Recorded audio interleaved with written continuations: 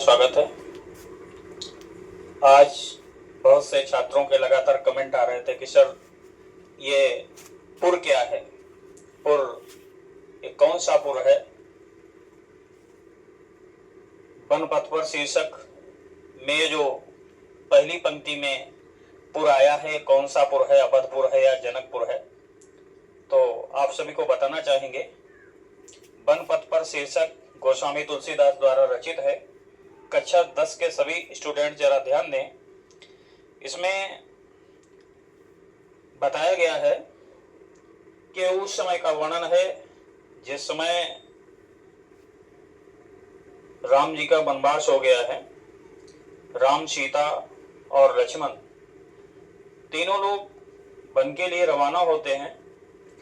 तो रास्ते में एक गांव पड़ता है जिस गांव का नाम है श्रृंगबेरपुर। ये वही वाला, उसी का संकेतांक दिया है कि पुरते निकशी रघुवीर वधु। ये वही पुर है श्रृंगबेरपुर, ना इसमें अवधपुर है। बहुत से लड़के कह रहे हैं कि अवधपुर से निकली। नहीं भैया, अवधपुर से तो गई थी लेकिन रथ पे गई थी। न जनकपुर है, क्योंकि जनकपुर में का वर्णन नहीं है वहां पर। ये श्रृंगबेरपुर है, जरा देखते हैं।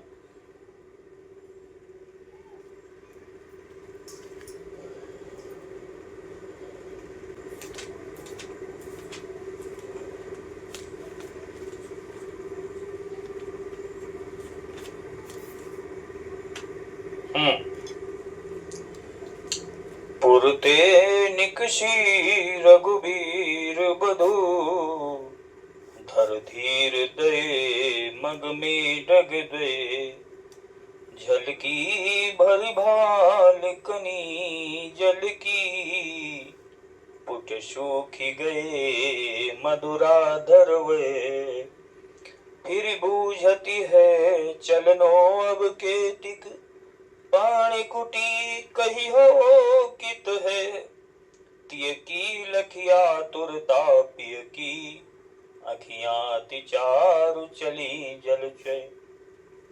मेरे छात्र बंधुओं, इसमें जिस समय सीता श्रृंगबेरपुर से ज्यों ही आगे बढ़ी हैं, तो उसमें क्या होता है कि सीता जी कभी चक्रवर्ती सम्राट मिथिलेश्वर जो नेपाल के राजा हैं उनकी कन्या है, वो कभी पैदल नहीं चली। उन्होंने कष्ट मुसीबत कभी देखा नहीं।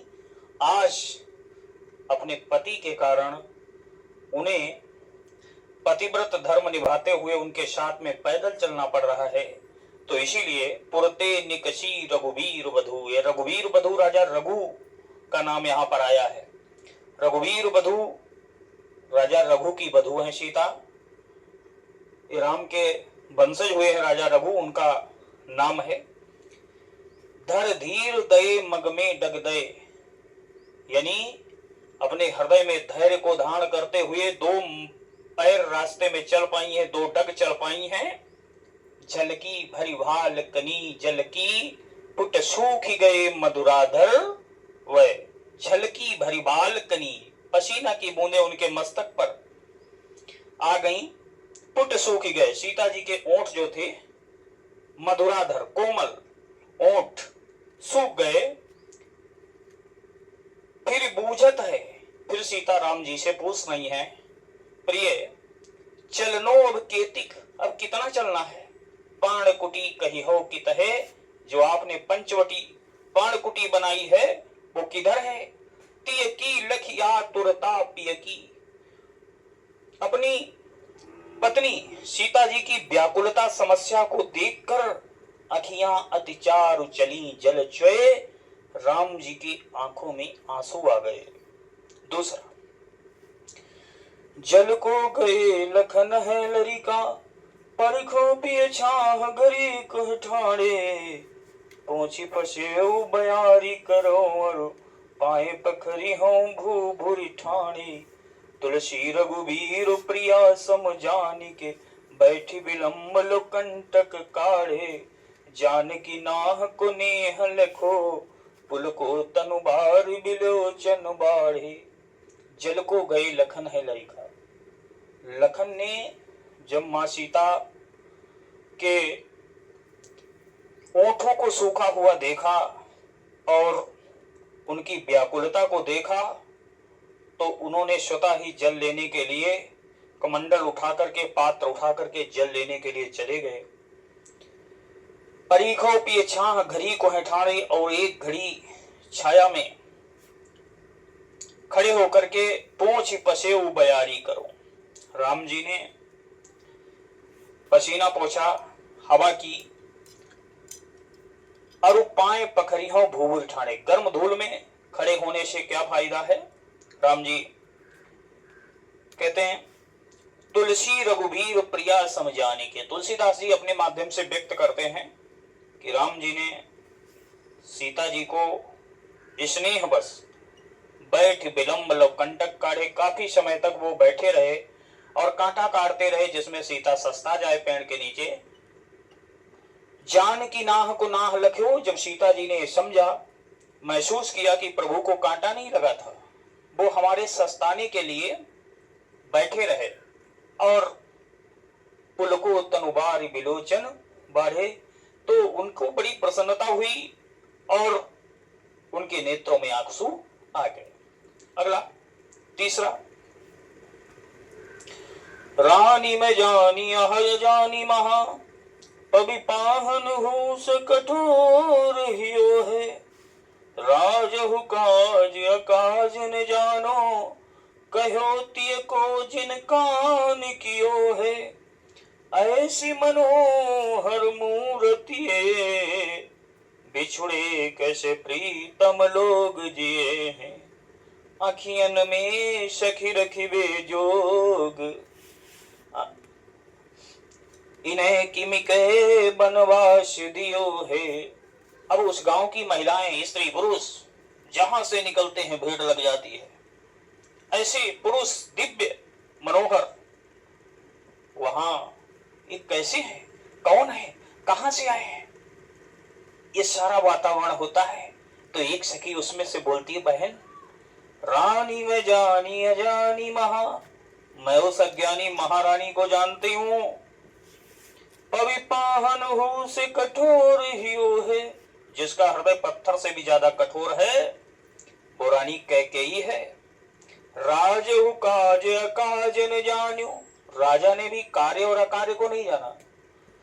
कहो तिय को जिन कान कियो है, उन्होंने अपनी रानी कैकेयी के कहने पर ऐसा कार्य कर दिया है जो नहीं करने के योग्य था। ऐसी मनोहर मूर्तिये, बिछुड़े कैसे प्रीतम लोग जिए हैं। ये इतनी मनोहर, मन को मोहने वाली, अति सुंदर, इनके बिछुड़ने से इनके घर वाले जीवित कैसे हैं। आखियन में सखी रखी बेजोग, ये तो आंखों में बसाने के योग्य हैं, इनकी छवि भुलाए नहीं भूलेगी। बड़े सुंदर हैं, ये दिल में रखने के योग्य हैं। इन्हें किनके बनवास दियो है। कौन ऐसा हो सकता है, किसका कलेजा पत्थर का हो सकता है जिसने इनको बनवास दे दिया। अगला चौथा पेज, चौथा पैरा देखिएगा, चौथा पैसा। शीश जटा उर बाहु विशाल, बिलोचन लाल तिरछी शिभौ हई। तून शरासन बान धरे रघुबीर, तून शरासन बान धरे। तुलसी बन मार्ग में सुठी सो है, सादर बार ही बार शुभाए। चितय तुम त्यो हमरो मन मोहे, पूछती ग्राम बधू सियसो।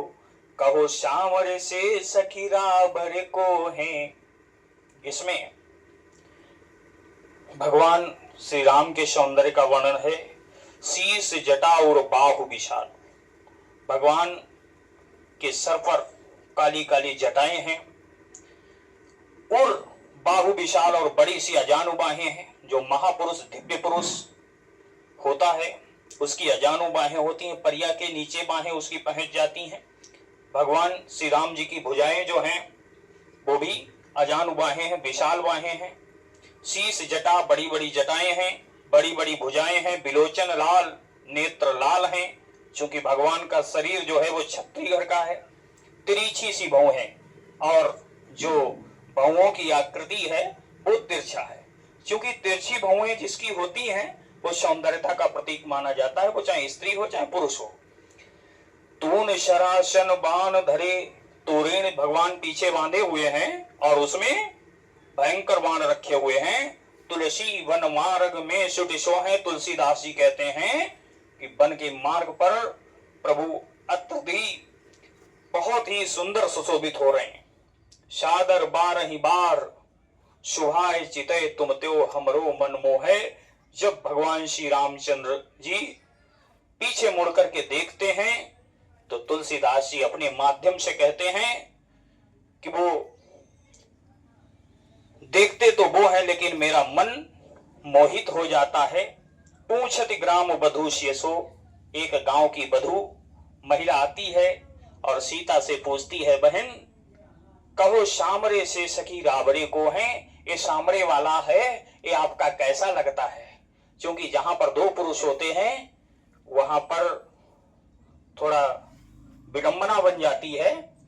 इसलिए ये स्पष्ट होना चाहिए कि भगवान मर्यादा पुरुषोत्तम श्री राम सांवरे हैं और वो अधिक सुंदर हैं, लक्ष्मण से ज्यादा सुंदर हैं। इसीलिए वहां की श्रृंगबेरपुर की स्त्रियों ने राम जी को पूछा है कि सामले वाले जो हैं इनसे आपका क्या नाता है, ये आपके कैसे लगते हैं, ना कि लक्ष्मण के लिए पूछा। अंतिम पैराग्राफ देखिए,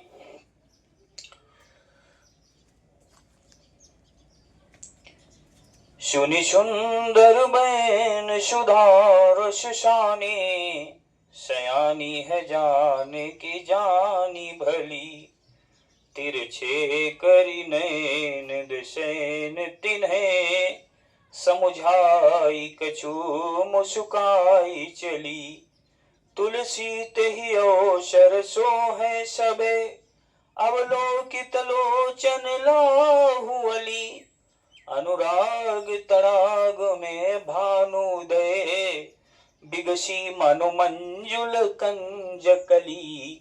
देखिए इसका भाव, इसका अर्थ, सुनि सुंदर वैन, सीता जी ने उन सखियों की श्रृंगबेरपुर की महिलाओं की अमृतमय वाणी, सुंदर आवाज सुनकर के, मधुर आवाज सुनकर के, सुधारस अमृतमय आवाज सुनकर के, सयानी है जानकी जानी भली। जानकी जी मां जगत जननी जगदम्बा सीता अद्वितीय सुंदर हैं और बहुत ही होशियार योग्य हैं। तिरछे करी नयन दशैन तिन्हें, उन्होंने तिरछे नेत्रों के माध्यम से संकेत दिया, एक भाव दिया। समुझाए कछु मुस्काए चली, सीता जी ने तिरछे नेत्र कर दिए और मुस्कुरा दी कि आप समझ जाइए कि ये सामने वाले मेरे कौन हो सकते हैं। क्योंकि हमारी भारतीय संस्कृति की ये मर्यादा है कि यहाँ पर पति का नाम नहीं लिया जाता, इसलिए मां जगत जननी सीता जी ने भी प्रभु को नाम नहीं, हाव भाव के द्वारा, तिरछे नेत्रों के द्वारा और मुस्कुरा करके भाव दे दिया कि समझ जाइए कि मेरे कौन हो सकते हैं। तुलसी तेहि अवसर सो है सबे, तुलसीदास जी कहते हैं कि उस अवसर पर जब महिलाओं ने जाना कि ये सीता जी के पति हैं, राम जी हैं, अब लोकित लोचन लाहुअली, सभी सखियां जो थीं उनकी वो बहुत ही खुश हो गईं। ऐसा अनुराग तड़ाग में भानु उदय, जैसे प्रेम के सरोवर में सूर्य के उदय होने से बिगसी मानो मंजुल कंजकली, सारी कमलिनियां खिल जाती हैं। जब सूर्य का उदय होता है तो कमल विकसित हो जाता है, खिल जाता है। ठीक उसी प्रकार से प्रभु रूपी सूर्य के उदय होने से सखिया रूपी कमलिनियां खिल गईं, यानी खुश हो गईं और सादोबाद देने लगी। धन्यवाद।